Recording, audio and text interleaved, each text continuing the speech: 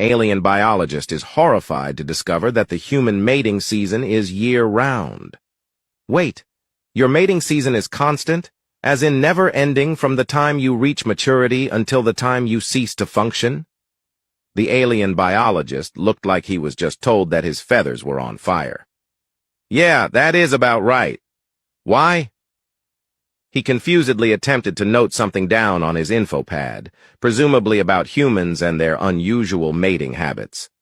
Since humanity was new to the whole galactic scene, we had agreed to a routine biologic scan to see if we were compatibly with any diseases or whether we had any dangerous ones ourselves, also to add the human bioinformation to the galactic version of Wikipedia or something.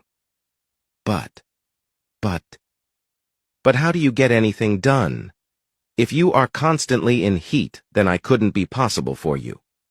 Oh, could it be that while you have a libido constantly, you have a specific time where it is especially active? Some species can engage in sexual activities outside of their mating seasons. I rolled my eyes at the snake bird thing. Absolutely not.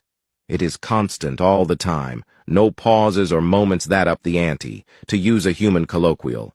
And how do we get stuff done? Well, let me tell you what. A part of the human mating dance or game or whatever you alien weirdos call it is to achieve.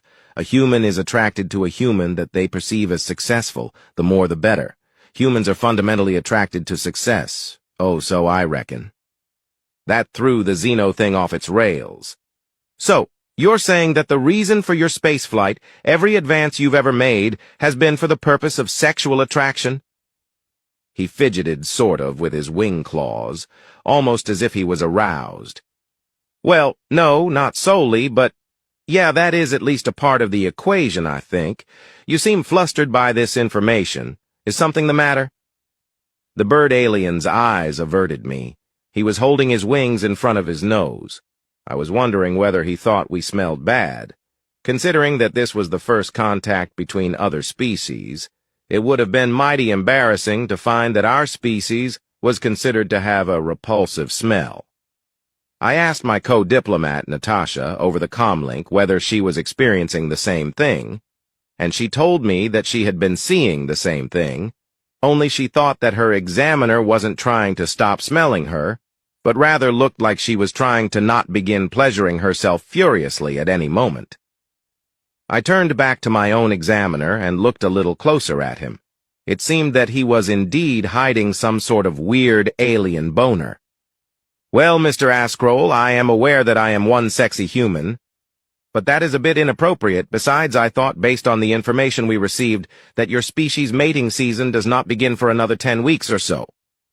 The bird began to speak. Moan, your hypothesis about why human mating is constant is not entirely correct. I think that, you excrete a certain, pheromone from your body that has, Bacoti in the stars activated premature mating season. It seems that your species is in constant heat. Because that you have constant access to this. I think you call it an aphrodisiac. I called up my co-diplomat to confirm the bird's findings, and Natasha told me that her examiner had stripped herself naked and danced weirdly before her. That was when I decided to call off the examination and head home. I told the bird before I left, there is a very similar situation in the neighboring examination room. The examiner in there is experiencing the same. Perhaps it would be best if you joined her? He didn't say anything. He just frantically ran out of the room past my colleague. I then reported my findings back to the UN.